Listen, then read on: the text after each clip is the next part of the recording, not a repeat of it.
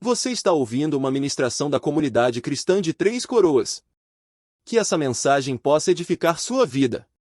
Conseguiu ficar de pé. Então, à medida que nós conhecemos Jesus mais profundamente, o que acontece conosco? Nós ficamos cada vez mais fascinados por Ele. Cada vez mais nós acabamos amando Ele mais. E o que isso faz na prática na nossa vida é que nós vamos começar a tomar nossas decisões a partir da nossa fascinação por Jesus, de quem nós vemos que Ele é. Nós vamos começar a viver na nossa família, na nossa casa, na nossa esposa, no nosso casamento, com os nossos filhos, a partir da revelação de quem nós temos, da revelação que temos de quem Jesus é. Por isso que é tão importante nós conhecermos Ele cada vez mais. Precisamos conhecer Ele mais profundamente, olhando para cada um desses atributos. Eu acredito que, sinceramente acredito que eles foram registrados aqui no livro de Apocalipse 1, tem lá em Hebreus 1, Colossenses 1, nós vemos vários atributos sendo dados a Jesus, eles estão ali para nós não simplesmente ler eles e achar, em alguns momentos são até poéticos, são bonitos de se ler, de se ouvir. Não, eles falam algo a respeito de Jesus. E nós precisamos descobrir o que é esse algo que eles falam a respeito de Jesus. Mais do que uma simples leitura, mais do que saber um versículo de cor, mais do que achar bonito, poético, romântico. Não é isso, não se trata disso, se trata de conhecer uma pessoa. E o objetivo de nós estarmos ministrando isso é justamente porque esse é o anseio do nosso coração, conhecer Jesus mais profundamente. Porque quando nós estivermos fascinados e cada vez mais fascinados por Ele, a nossa vida muda. Um texto que a gente tem usado muito aqui, de Coríntios 3,18, né? 2 Coríntios 3,18, que diz que à medida que nós contemplamos a Ele, nós nos tornamos como Ele é. Então, qual é o objetivo de aprendermos esses atributos, esses nomes que foram dados para Jesus? Qual é o objetivo de estudar isso profundamente? É para conhecer Ele como Ele é, para nos tornarmos como Ele é. Amém? Eu não sei se esse é o desejo que está no teu coração hoje. Ainda que não esteja, o meu objetivo é despertar isso. E na verdade, eu sei muito bem que não sou eu. Não sou eu que vou despertar. Eu simplesmente posso compartilhar o que o Senhor está ministrando comigo e fazendo comigo, e é isso que a gente sempre faz aqui, mas quem desperta isso em nós é Jesus, é o Espírito Santo. Eu estava lembrando antes que em 96 nós casamos, e em 97 Deus começou a fazer um reboliço na nossa vida. E naquela ocasião nós ficamos fascinados com os dons do Espírito Santo, porque nós não vivíamos aquela realidade naquele momento, e quando nós vimos que aqueles dons que estavam ali registrados na palavra de Deus, eles ainda eram atuantes nos dias que nós vivemos, e que eles poderiam estar em nós, e nós podíamos viver e operar através ou a partir desses dons, a gente ficou fascinado com aquilo. E a gente fez uma corrida atrás de receber esses dons do Espírito. E literalmente corremos para tudo que era lado, buscando os dons do Espírito. Mas nós não recebemos em nenhum lugar. Nós recebemos de uma pessoa, que foi o próprio Espírito Santo. Então teve um momento, uma ocasião, sim, que nós fomos contemplados, né? Alguns com um dom, outros com outro, e operamos esses dons até hoje, mas a gente ficou fascinado por aquilo, a gente desejou muito. E hoje, o meu coração está fascinado em conhecer Jesus mais. Em conhecer Ele mais. E interessante que, eu creio que o Espírito Santo me lembrou isso. Da mesma maneira que tu ficou fascinado de buscar os dons, eu quero que tu fique fascinado por ver Jesus. Conhecer quem Ele realmente é. E ir mais profundo para dentro de quem Ele é. E dentro desse atributo que João fala, que eu quero falar hoje, aquele que era, que é e que há de vir, é muito comum quando nós pensamos em Jesus, nós sempre pensamos nele a partir do nascimento. Afinal, foi uma coisa extraordinária. O Deus que se fez homem para se revelar como Deus. Jesus se fez homem para revelar o Pai. Ele foi obediente, obedeceu à lei de Deus. Ele cumpriu todos os preceitos da lei, ele viveu de uma maneira íntegra, ele fez obras de justiça, atos de justiça, ele alimentou necessitados, famintos, ele curou enfermos, ele ressuscitou mortos, ele libertou cativos da opressão do diabo. Ele foi até o extremo, uma atitude extrema de amor, de entregar a vida dele para que os nossos pecados fossem perdoados. A morte não pôde segurar ele, ele ressuscitou dos mortos, porque ele não pagou uma dívida, ele não estava lá porque ele havia pecado, mas porque ele estava pagando uma dívida de outros. A morte não pôde segurá-lo. Ele foi exaltado, recebeu um nome que está acima de todo nome. Existe uma promessa que diante do nome de Jesus, todo joelho um dia vai se dobrar. E nós esperamos que assim como ele foi levado para os céus, ele volte. Então é extraordinário pensar em Jesus nesse sentido. A partir do nascimento dele, tudo que aconteceu, todos os milagres que foram necessários. Uma menina, uma adolescente, se encontra grávida do Espírito Santo, é loucura. Mas a gente sabe que é real, foi verdade. Um homem existiu, um homem viveu, um homem andou em Jerusalém e por toda a vizinhança de Jerusalém, pregando o reino de Deus, anunciando o reino de Deus. Esse era Jesus. Mas João diz aqui em Apocalipse que ele, antes disso, ele era. E vocês vão lembrar que lá na nossa catequese, quando a gente falava sobre as 7 ou 8 ou 9 verdades a respeito de Jesus, uma delas era que ele, lembram, sempre existiu. Aquele que era é o mesmo que sempre existiu. Jesus, ele sempre existiu. João, capítulo 1 de João, ele diz: no princípio era aquele que era a palavra, e a palavra estava com Deus e era Deus. Ele estava com Deus no princípio, todas as coisas foram feitas por intermédio dele, e nada do que existe teria sido feito se não fosse por ele. Então Jesus, ele é aquele que era. Ele já era antes de todas as coisas. Ele era antes da criação do mundo. Quando Deus cria o homem, ele diz: façamos o homem à nossa imagem. Não era uma pessoa atuando.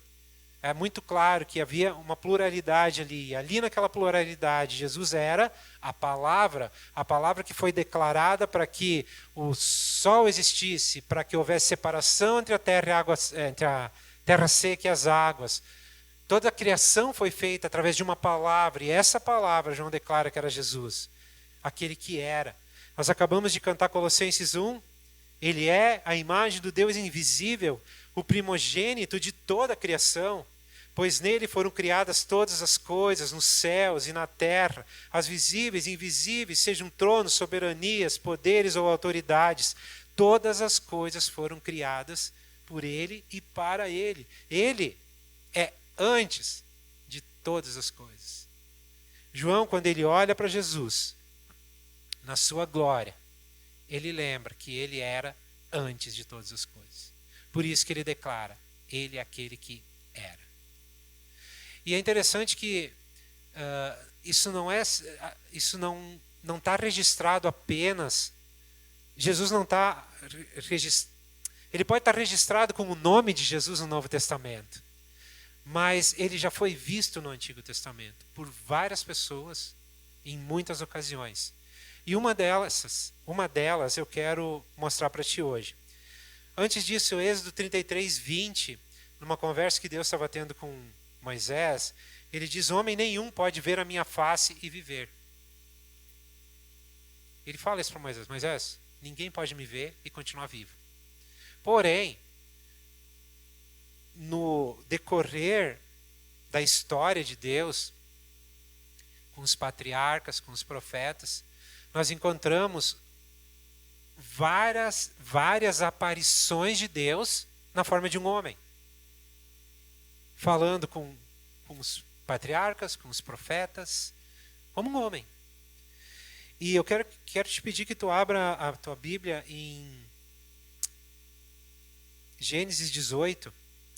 essas aparições, vocês vão ver, se tu começar a ler a Bíblia, começa a prestar atenção nisso no Antigo Testamento, quando tem expressões do tipo, o anjo do Senhor falou com Abraão, ou o anjo do Senhor apareceu para Abraão, o anjo do Senhor apareceu para um dos profetas, para Isaías, para Ezequiel.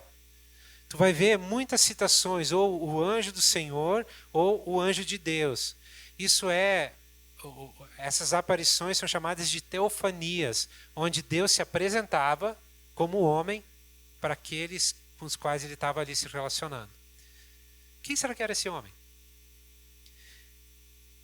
Em Gênesis 18, tem dentro dessas teofanias todas, essa é uma que me cativa e eu acho fantástico o que aconteceu.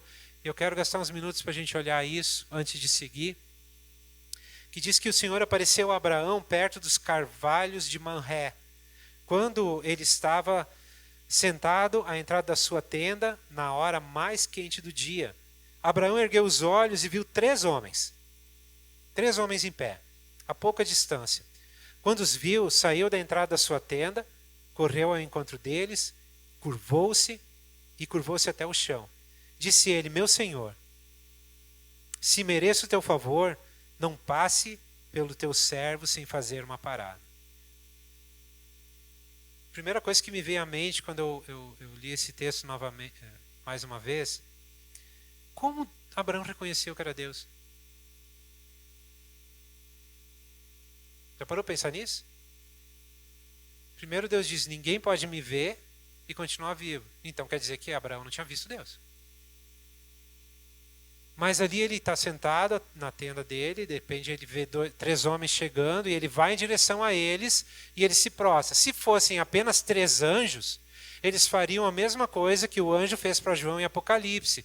Quando João se prostra diante do anjo, o anjo diz, não, levanta, não é eu que tu tem que adorar.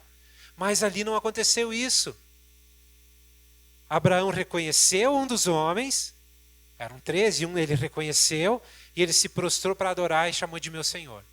E eu fico pensando, será que ele viu aquele homem vestido de glória e de majestade para reconhecer ele como Senhor? Será que talvez ele viu ele como João viu Jesus na revelação que ele teve? É de se pensar, né? Como ele reconheceu que um daqueles homens era o Senhor? No versículo 8, ali, uns versículos antes, continua, então Abraão convida o Senhor para ficar, e o Senhor disse, eu vou ficar. E aí, Abraão oferece uma refeição, e o Senhor aceita a refeição. E aí, no versículo 8, diz que trouxe então coalhada, leite de novilho que havia sido preparado, e os serviu. Enquanto comiam, ele ficou perto deles em pé, debaixo da árvore. Onde está Sara, sua mulher? Perguntaram. Ali na tenda, respondeu ele. Então disse o Senhor, voltarei a você na primavera, e Sara, a sua mulher, terá um filho.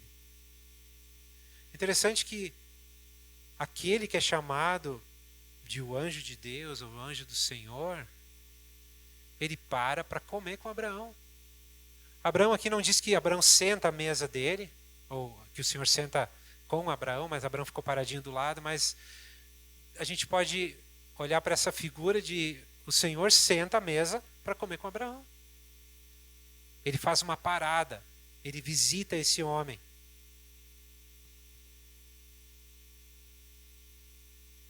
E mais do que isso, ele compartilha com Abraão uma promessa. Talvez a promessa mais tremenda, mais significativa, porque era uma aliança que ele estava prometendo fazer com Abraão. E dentro dessa aliança, ele prometia um filho. E ele diz, olha, quando tu chegar, daqui a 1 ano, ou na primavera, eu vou chegar e eu vou voltar aqui e Sara vai ter um filho. Voltarei a você na primavera e Sara, sua mulher, terá um filho.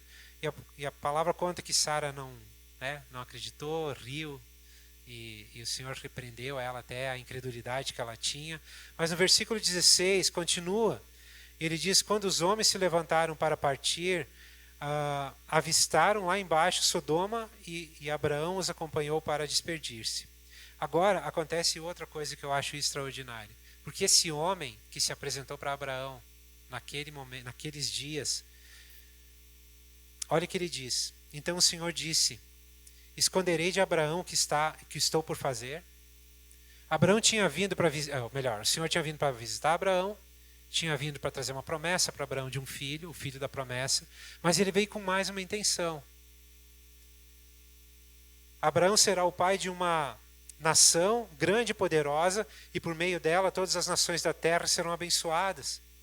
Pois eu escolhi para que ordene aos seus filhos e aos seus descendentes que se conservem no caminho do Senhor, fazendo o que é justo e direito, para que o Senhor faça vir a Abraão o que lhe havia prometido. Disse-lhe, pois, o Senhor: as acusações contra Sodoma e Gomorra são tantas, o seu pecado é tão grave, que descerei para ver o que eles têm feito, se o que eles têm feito corresponde ao que tenho ouvido, senão eu saberei. Os homens partiram dali e foram para Sodoma, mas Abraão permaneceu diante do Senhor. O que acontece, irmãos?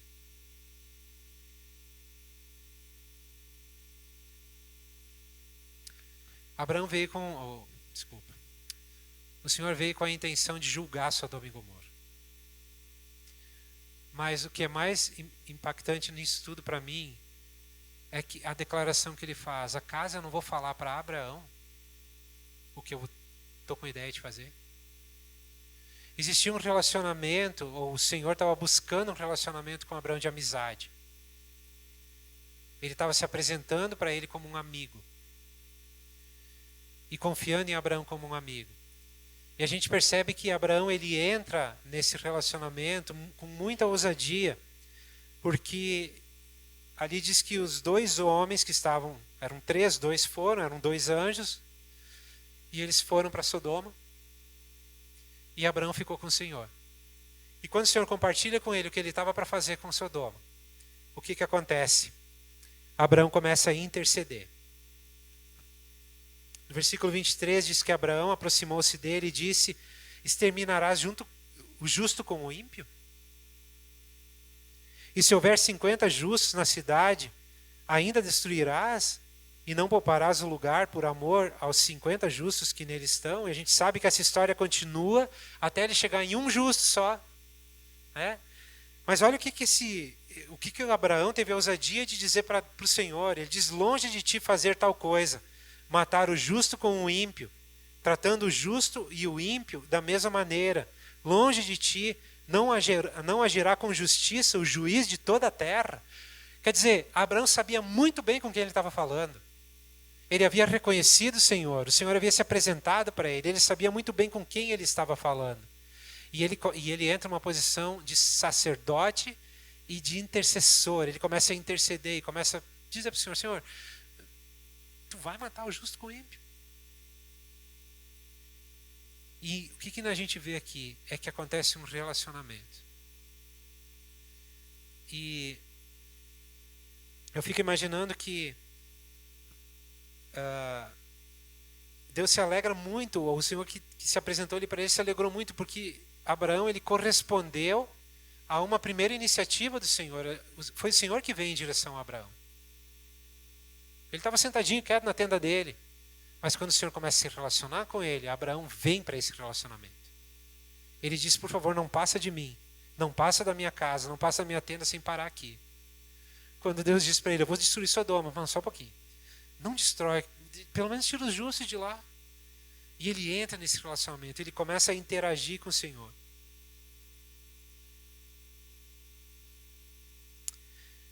E a gente sabe como terminou essa história. Ló foi tirado de lá, suas filhas, a mulher ficou para trás, né? Foram tirados de lá, e Sodoma e Gomorra foram destruídos.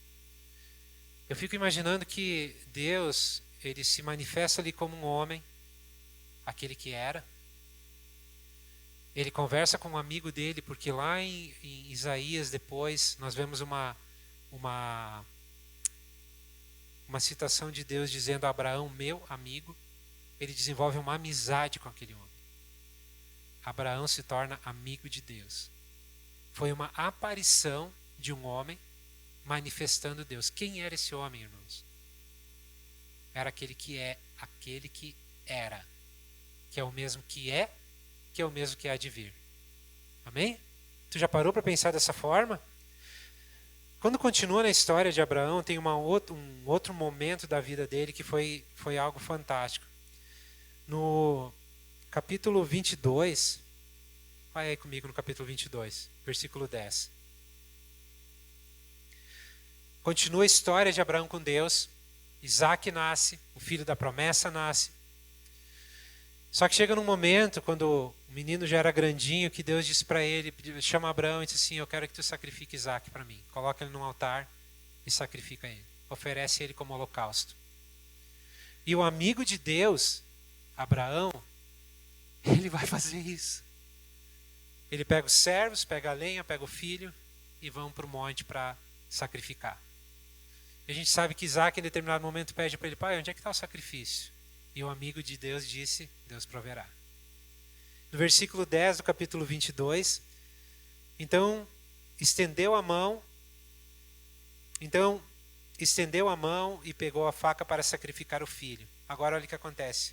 Mas o anjo do Senhor agora não se apresenta para ele, mas fala com ele. O mesmo homem que falou com ele lá na tenda é quem está falando agora. Mas o anjo do Senhor chamou do céu, Abraão, Abraão. Eis-me aqui, respondeu ele. Não toque no rapaz, disse o anjo. Não lhe faça nada. Agora sei que você teme a Deus, porque não me negará o seu filho, o seu único filho. Abraão ergueu os olhos e viu um carneiro preso pelos chifres num arbusto. Foi lá, pegou-o, sacrificou-o como holocausto em lugar de seu filho. Irmãos, novamente o anjo do Senhor fala com Abraão. E agora ele provê o sacrifício. Ele estava ali provando a obediência de Abraão. Ainda no versículo 15, pela segunda vez o anjo do Senhor chamou do céu a Abraão. E aqui nós vemos ele reafirmando a promessa que ele já havia feito anos antes com esse homem.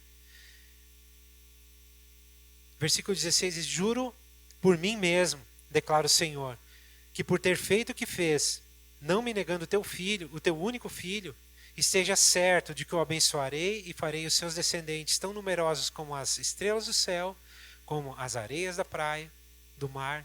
Sua descendência conquistará as cidades dos que lhe forem inimigos, e por meio dela todos os povos da terra serão abençoados, porque você me obedeceu. Agora a pergunta é, quem era esse homem que se apresentou para Abraão? Quem era o homem que encontrou Abraão na tenda? Quem era o homem que pediu o sacrifício? Quem foi o que disse, não mata teu filho, eu vou prover o sacrifício? Quem foi aquele homem que trouxe um carneiro para ser sacrificado? Quem foi ele? Tu já pensou uma conversa? Vamos tentar imaginar uma conversa de Abraão, de Jesus com Abraão. Aquele homem que se apresentou para ele era Jesus. Aquele que era. Agora imagine uma conversa do Filho de Deus com Abraão. Talvez ele poderia dizer assim, Abraão, não mata teu filho, porque o meu pai vai matar a mim. Não mata teu filho, porque o meu pai um dia vai sacrificar a mim para que as nações da terra sejam reconciliadas com ele, para que o homem possa ser reconciliado com ele. Abraão, obrigado, porque tu te dispôs a sentir as emoções que o meu pai vai sentir quando ele me sacrificar. Porque quem é pai aqui sabe muito bem o que significaria alguém pedir para que tu sacrificasse o teu filho. Por maior que fosse a promessa, a recompensa, gente, um pai sacrificando seu filho. Eu fico imaginando Jesus conversando com aquele homem, com o seu amigo, e dizendo, Abraão, não mata teu filho, porque eu sou o filho que vai ser morto. O pai vai me matar. Mas obrigado, porque agora tu sabe como o meu pai vai se sentir. Tu teve a oportunidade, tu é bem-aventurado, porque tu teve a oportunidade de sentir no teu coração o que o meu pai vai sentir quando ele me sacrificar. Vocês já pensaram uma conversa daquele que era com Abraão? daquele que é Jesus com Abraão naquelas circunstâncias. Interessante que isso é tão verdade, porque em determinado momento Jesus estava conversando, se não me engano, com fariseus, e eles questionam o que ele fala, comparando com Abraão, com Moisés, e aí ele diz, não, eu conheço Abraão. Como assim? Como tu conhece Abraão? Claro que ele conhecia. Ele conhecia desde antes de Abraão nascer, mas ele conhecia ele de se encontrar com ele lá na tenda. Depois, lá no altar de sacrifício. Esse é Jesus, irmãos. A história de Jesus, a gente corre um risco, às vezes a gente corre o risco de olhar para Jesus como um personagem que entrou na história mais ou menos 2000 anos atrás. A gente esquece, às vezes, que Jesus é o criador da história. É ele quem pensou a história. É ele quem está desenvolvendo essa história. Ele é o personagem principal dessa história. E essa história está sendo coordenada, conduzida, como fala no cinema, dirigida pelo Deus Pai. Mas Jesus é aquele que era desde sempre, antes de qualquer outra coisa existir. Amém? Vamos começar a pensar em Jesus dessa maneira? Talvez tu já pense nele há muito tempo assim, mas isso precisa encher o nosso coração de júbilo. Porque ele não quer só chamar Abraão de amigo, ele quer chamar cada um de nós de amigo também. Tu já pensou? Mateus, meu amigo. Estevão, meu amigo. É assim que Jesus nos vê, como amigos dele. Mas às vezes nós não relacionamos com ele como Abraão relacionou. Porque Abraão relacionou como um amigo. E nós às vezes ainda nos relacionamos como um Deus distante. Não, ele é aquele que era, mas é aquele que é também. E agora, eu quero falar um pouquinho sobre aquele que é, mas eu quero fazer uma coisa diferente. Eu gostaria que tu pode até fechar a tua Bíblia. E se depois tu quiser todos os textos, eu não vou citar nenhum texto aqui, mas eu vou falar algumas coisas que são muito... com certeza tu já ouviu. Mas às vezes a gente tem dificuldade de ligar isso com Jesus. Né? Às vezes a gente lê aquele texto rapidinho e acaba não ligando, ou não dando a importância, ou meditando um pouco mais profundamente no que está sendo dito. Então depois, se tu quiser, eu te mando todos os textos. Mas eu gostaria de falar agora de Jesus como aquele que é. Em Hebreus 13:8, nós já citamos aqui nessa noite algumas vezes isso. Jesus é o mesmo ontem, hoje e sempre será. Amém? Agora eu gostaria que tu tivesse em mente quem Jesus é. Nós vimos que ele era, ele se apresentou para Abraão, em outros momentos para outros homens, se manifestou de várias maneiras, né, como homem, como anjo de Deus, como anjo do Senhor. Mas agora vamos olhar para Jesus como quem ele é. Tá? Ele é o caminho, a verdade e a vida. Ele é o Cristo, o Filho do Deus vivo. Ele é a ressurreição e a vida. Ele é exaltado e tem o nome acima de todo nome. Ele é sumo sacerdote. Ele é Cordeiro de Deus. É a palavra e através dele tudo foi criado. Ele é a plenitude da divindade. Ele é o resplendor da glória de Deus. Ele é aquele que sustenta todas as coisas pelo poder da sua palavra. Ele realizou a purificação do pecado. Está assentado à direita de Deus e é superior aos anjos. Ele é o herdeiro de todas as coisas. O sumo sacerdote, misericordioso e fiel. Ele é poderoso para nos socorrer na tentação. Ele é o cabeça da igreja. É aquele que habita em nós. Ele é o pão da vida, a luz do mundo. Ele é Emanuel, Deus conosco. Ele é maravilhoso, conselheiro, Deus poderoso, Pai eterno. Ele é príncipe da paz. Ele é mediador entre Deus e os homens. Ele é o Filho amado, Cristo, o Filho do Deus bendito. Ele é o Messias, é a fiel testemunha, o primogênito dos mortos. Ele é o soberano sobre os reis da terra. Ele é o Alfa, o Ômega, o Todo-Poderoso, o primeiro, o último, aquele que vive para sempre. Ele tem as chaves da morte e do inferno. E a gente poderia continuar aqui. Quem ele é? João viu aquele que era e aquele que é. E nós poderíamos continuar com vários atributos daquele que é. A questão é, cada um desses atributos, cada uma dessas verdades a respeito de Jesus, são verdades na nossa vida prática? Cada uma dessas verdades são verdades hoje, na minha vida, na tua vida? Essa é a questão. É por isso que nós precisamos conhecer Jesus profundamente. Ele é aquele que era, aquele que é, ele é também aquele que há de vir. Semana passada, o Gui falou sobre o poderoso sobre todos os reis da terra, o soberano sobre todos os reis da terra. Então, eu quero citar alguns textos, e agora a gente vai ler alguns textos ainda, tá? E eu estou terminando. Mas eu gostaria de hoje fazer isso com a intenção de mexer contigo. E te fazer pensar um pouquinho, tá? Porque a gente pensou um pouco naquele que era, a gente viu tudo o que é aquele que é, e a gente vê que é uma necessidade tão grande nós conhecermos ele mais profundamente. Mas a pergunta é: quem eu estou esperando? Quem é aquele que vem? Ele era, ele é e ele vem. Quem eu estou esperando? Quem eu estou esperando? Daqui a algumas semanas, na sequência, eu vou retomar nesse mesmo aspecto, nessa mesma ideia, alguns aspectos relacionados também com outro atributo, que é Jesus, que tem olhos como chamas de fogo. Quem é aquele que tem olhos como chama de fogo? Quem é esse que está vindo? O que ele vem fazer? Como ele vai agir? Nós precisamos saber quem nós estamos esperando, irmãos. E nos preparar por aquele que nós estamos esperando. Desejar aquele que nós estamos esperando. Vou citar aqui um texto primeiro.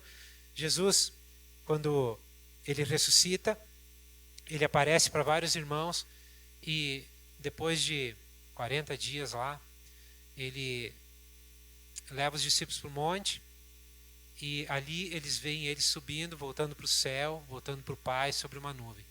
Naquele momento 2 anjos aparecem e dizem para eles: Galileus, vocês estão olhando para esse Jesus que está subindo, mas eu quero declarar para vocês, o mesmo Jesus que vocês estão vendo subir, ele vai voltar da mesma maneira, sobre as nuvens.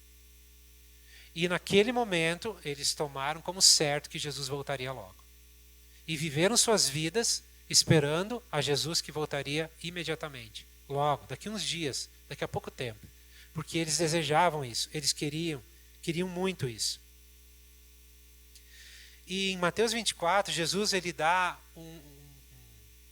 ele fala um pouquinho das características, ou ele abre um pouquinho de como vai ser a vinda dele. E a gente sabe que Mateus 24 é o sermão profético de Jesus. Ele fala sobre o final dos tempos. E aí, no versículo 29, ele fala sobre o retorno dele. E ele diz o seguinte, vou esperar vocês abrir. Mateus 24, 29. Depois de ele falar várias coisas que estariam acontecendo no tempo que ele estaria voltando, aí ele dá mais umas características finais para a gente conseguir identificar esse dia. E ele diz o seguinte: imediatamente após a tribulação daqueles dias, o sol escurecerá, a lua não dará sua luz, as estrelas cairão do céu e os poderes celestes serão abalados. Então aparecerá no céu o sinal do Filho do Homem. Todas as nações da terra se lamentarão e verão o Filho do Homem vindo nas nuvens do céu com poder e grande glória. 31. E ele enviará os seus anjos com grande som de trombeta, e estes reunirão os seus eleitos dos 4 ventos, de uma a outra extremidade dos céus. Então, Jesus, ele diz como vai ser. Ele subiu e ele vai voltar nas nuvens. E como será esse dia? Ele dá ele descreve como será esse dia. Nós citamos já hoje à noite aqui, cantamos também, que ele é o herdeiro de todas as coisas. Então Jesus, ele vem herdar algo quando ele voltar. O que ele vem herdar quando ele voltar? Hebreus 1:2 fala que ele é o herdeiro de todas as coisas. Semana passada, o Gui citou Salmo 2. Eu quero citar só 3 versículos. Versículo 6 diz: eu mesmo estabeleci o meu rei em Sião, o meu santo monte. Proclamarei o decreto do Senhor. Ele me disse: tu és o meu filho e hoje te gerei.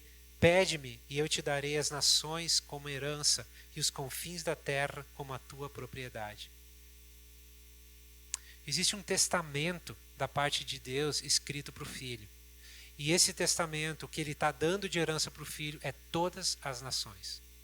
Quando aquele que era, que é e que há de vir voltar, quando Jesus voltar, ele vai vir para governar as nações. Ele vem instituir um reino, o reino de Deus, um reino de paz e de justiça. É ele que nós estamos esperando? Estamos esperando um rei justo? Um rei íntegro? Um rei forte? Um rei que vai reger as nações com um cetro de ferro? Um rei que vai colocar as coisas em ordem? É esse que nós estamos esperando como aquele que vem?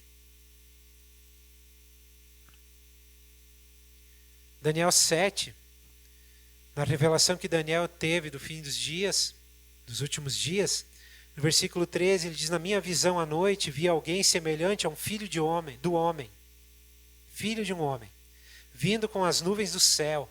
Ele se aproximou do ancião e foi conduzido à sua presença. A ele foram dadas autoridade, glória e reino. Todos os povos, nações e homens de todas as línguas o adoraram. Seu domínio é um domínio eterno, que não acabará, e o seu reino jamais será destruído. Quem Daniel viu vindo sobre as nuvens? Quem foi? Quem foi? Jesus está pesado hoje, né? Eu estou vendo que vocês estão cansados aí. Eu estou sendo tedioso, eu acho. Mas é importante a gente ver isso, irmãos. Quem Daniel viu vindo sobre as nuvens? Jesus. E olha a característica de quem vem. Ou o que ele recebeu. Autoridade, glória, reino. Todos os povos e nações e homens de toda a língua o adoraram. Esse é aquele que vem. Um dia todo joelho vai se dobrar diante do Senhor. E quem não se dobrar? Bom, aí a gente sabe qual o destino que esses terão. Aquele que vem, ele vem para governar a terra por 1000 anos. A terra, essa terra que nós conhecemos. Mas ela não vai mais estar como nós a conhecemos. Porque antes de ele vir, ela vai passar por um severo juízo da parte de Deus. E muitas coisas vão ser diferentes. Muitas coisas vão mudar. Mas a promessa é que ele vem para trazer novos céus e nova terra. E ele vai restaurar todas as coisas. Em Isaías 3, eu queria que tu abrisse esse texto. Eu acho que o Gui também citou ele, ou parte dele, na semana passada.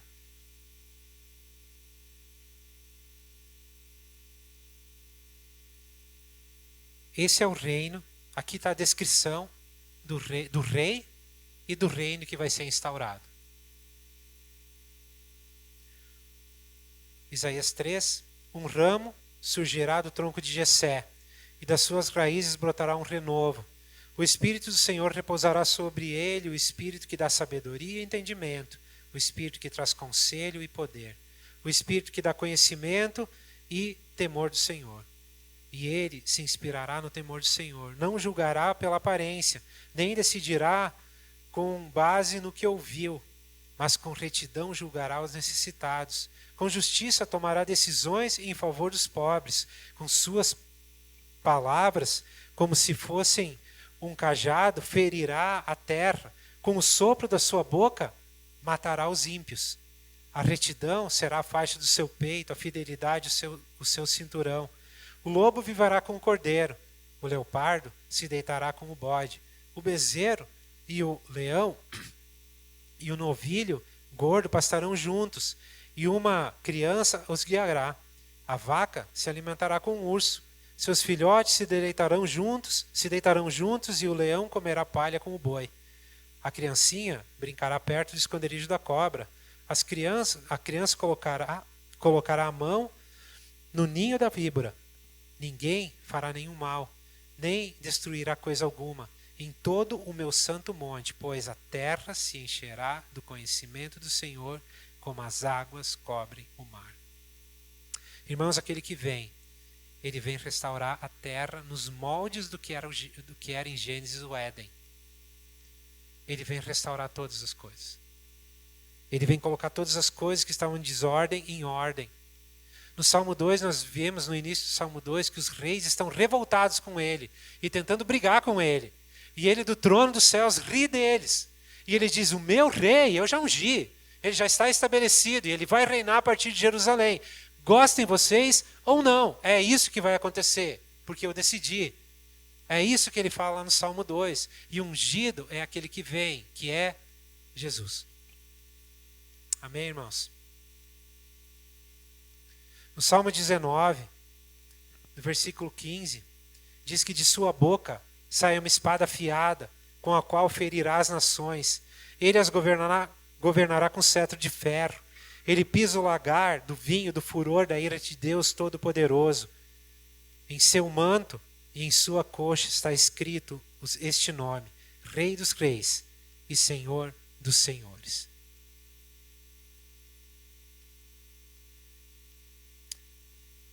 Quem é o Jesus que nós estamos esperando? A gente precisa conhecer quem ele é e como ele vai vir, para a gente não ficar escandalizado quando ele chegar. Para a gente não se ofender com o que ele vai fazer quando ele estiver vindo.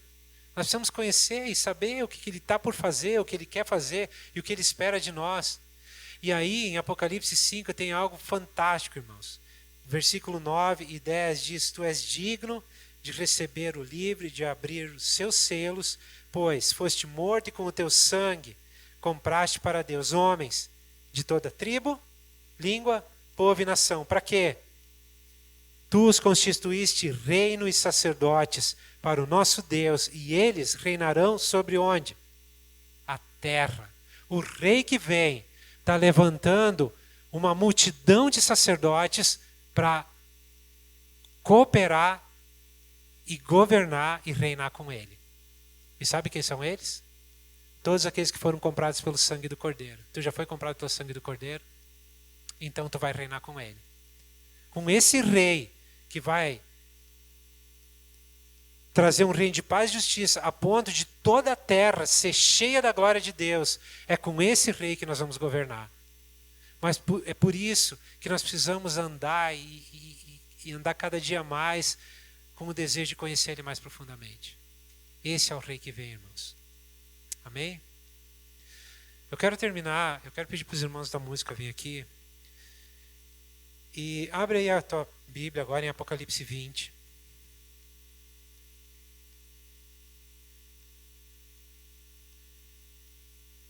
Oi? 3. Eu anotei errado, desculpa. É que eu não estou olhando a minha Bíblia agora, perdão.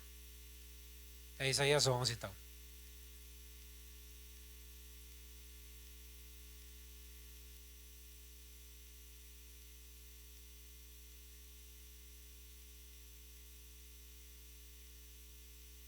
Apocalipse 20.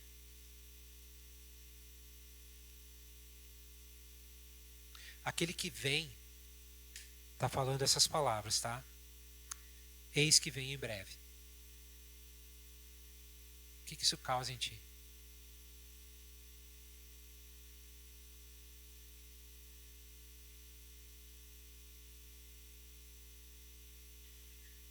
Eu creio que por causa dessas palavras que Jesus, ele com certeza deve ter falado para os discípulos, eles viveram a vida deles esperando a volta iminente de Jesus.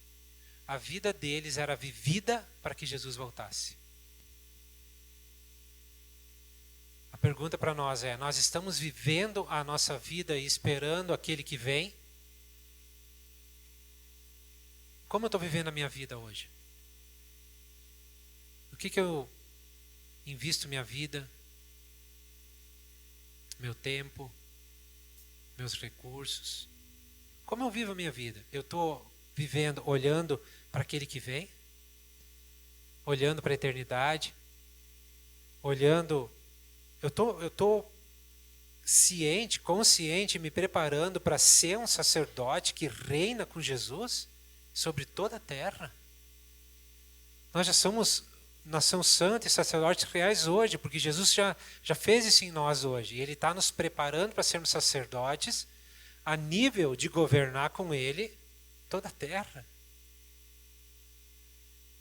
E aquele que vem diz: eu venho em breve.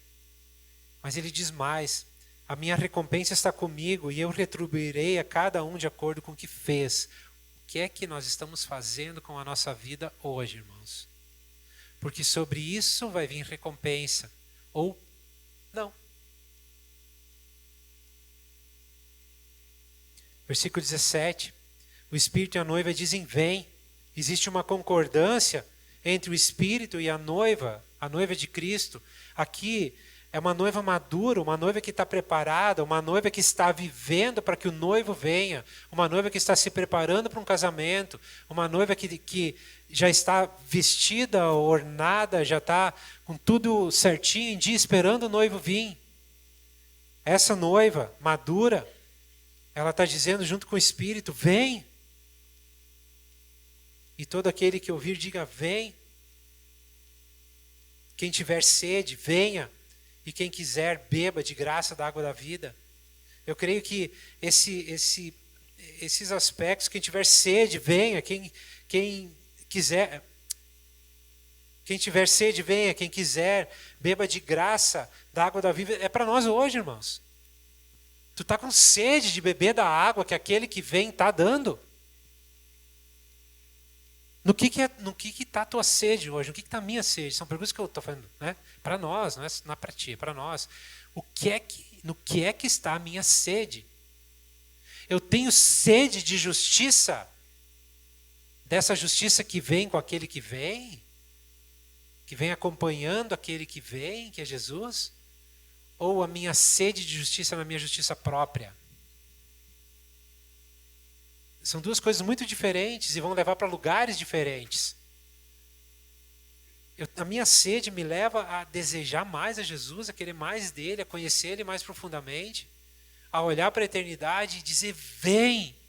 A minha sede está me levando para isso, porque existe um convite aqui, ele diz: olha, se tu tens sede, venha.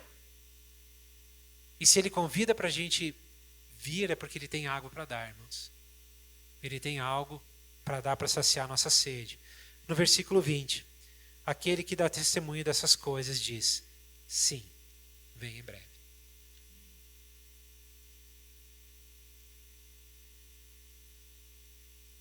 Eis que vem em breve. E fechando o livro da revelação de Jesus: sim, eu venho em breve. Eu não sei quanto a ti, o quanto tu está esperando. Eu lembro que quando eu era adolescente, eu pensava assim: Jesus, tu não precisa vir agora, que eu quero casar. E talvez tu esteja numa fase da tua vida que tu até possa dizer assim: Jesus, dá uma seguradinha aí, porque eu quero fazer isso, fazer aquilo, quero colocar isso em ordem, quero fazer aquilo. Mas a ideia, irmãos, é que não existe nada melhor do que Ele. Nós não podemos pensar em algo que possa atrasar a vinda dEle, que possa ser melhor do que Ele. Nada. Tu tem sede? Tu tem sede de conhecer aquele que era, aquele que é e aquele que está vindo? Tu está com sede, irmão? Teve épocas na minha vida que eu não tive sede. Já era cristão, já era líder e eu não tinha sede. E talvez a gente passa por desertos, assim, por momentos que a gente não está com sede dele. A gente está com sede de uma série de outras coisas, mas não dele. Mas eu quero, nessa noite, orar para que o Senhor desperte em nós essa sede dele. De nos saciar nele. de esperar por Ele, de desejar a Ele. Aquele amigo de Abraão, aquele que tem todos os atributos que eu li, que são registrados no Novo Testamento, tem outro monte de atributos registrados no Velho Testamento falando dele. E é aquele que vem. E ele está esperando. Eu fico imaginando que ele está com muita vontade de vir. Se há 2000 anos atrás, ou quase 2000 anos atrás, ele disse, eu venho em breve, é porque ele estava com muita vontade de vir. É claro que dentro da eternidade dele, o tempo funciona diferente do que o nosso. Mas quando a gente começa a olhar para os eventos que Jesus disse que aconteceriam nos dias que antecederiam sua volta, nós vemos muitas coisas se alinhando. Precisa muitas outras coisas se alinharem ainda, com certeza. Mas nós podemos, Pedro disse isso, né? Desejar e apressar a volta do Senhor. Primeiro eu preciso desejar. No momento que eu desejo, eu começo a entrar num lugar onde eu começo a apressar ela, porque eu vou fazendo coisas, cooperando com o reino de Deus para que ele volte logo. Então, irmãos, aquele que era, que é e que há de vir, que João viu, é Jesus, o qual nós aguardamos, desejamos, queremos muito estar com ele. Amém? Vamos orar? Feche seus olhos aí. Quem sabe ele te encontra na entrada da tua tenda agora.